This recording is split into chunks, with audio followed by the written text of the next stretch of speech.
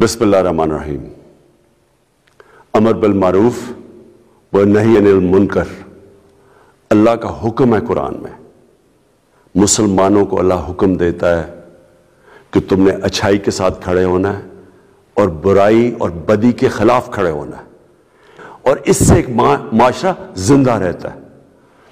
खुलेआम सारी अवाम के सामने इस मुल्क में डाकुओं का टोला जो 30 साल से इस मुल्क को लूट रहा है, करप्शन कर रहा है, पैसे बाहर भेज रहा है, उसने इकट्ठे होके पब्लिक रिप्रेजेंटेटिव्स यानी पब्लिक के नुमाइंदे जो पार्लियामेंटेरियंस होते हैं, उनकी ज़मीर की कीमतें लगाई हैं, उनको खरीद रहे हैं, खुलेआम खरीद रहे हैं।